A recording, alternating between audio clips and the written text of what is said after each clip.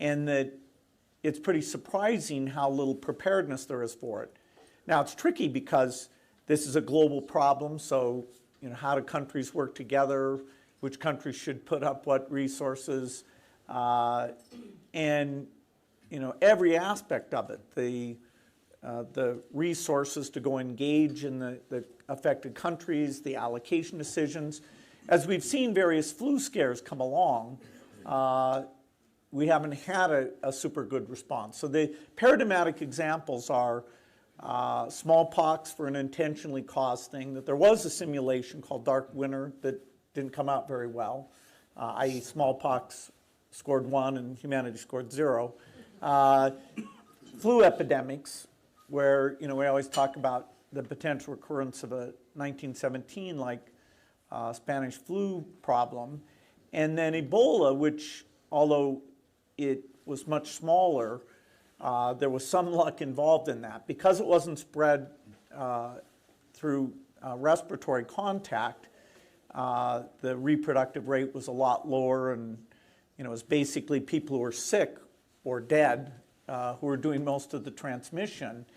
And so through a lot of heroic effort and a little bit of luck, it stayed under control and was largely contained to the 3 countries. Zika is still recent enough that the understanding of, okay, should we have seen it sooner?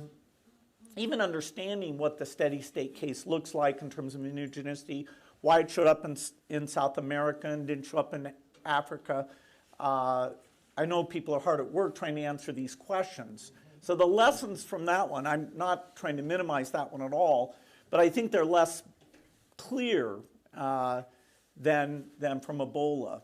I think it's too bad in a way that we had to have these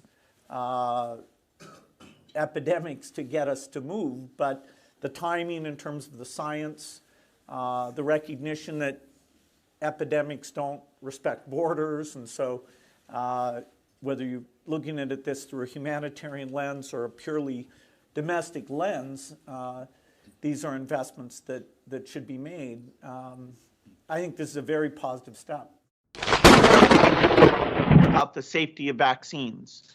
And so moving something that had never been done, moving a vaccine from, say, a J&J factory into a factory in India, that it's novel. It's only because of our grants and our expertise that can happen at all.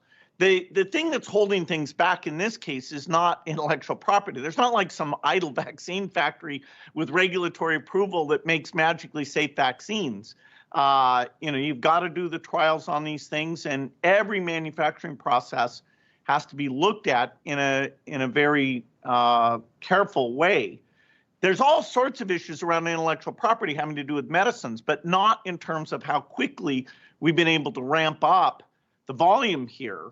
I remember how shocked people were when we said we were going to do second sources in these developing country factories. That was a novel thing, and we got all the rights from the vaccine companies. They didn't hold it back. They were participating. I do a regular phone call with the pharmaceutical CEOs to make sure that worked. Nobody would have predicted that I and Dr. Fauci would be so prominent in, really kind of evil theories about, did we create the pandemic? Are we trying to profit from it? And on and on. And so, I'm very surprised by that. I hope it goes educated about this over the next year and understand, how does it change people's behavior? How should we have minimized this, either, working with the social media companies or explaining what we were up to in a better way? As vaccines are rolled out across the world, Gates said good communication and good leadership are key to getting more people inoculated. The benefit to society, everyone or a high percentage of people participating, should be very clear, although, all the crazy conspiracy theories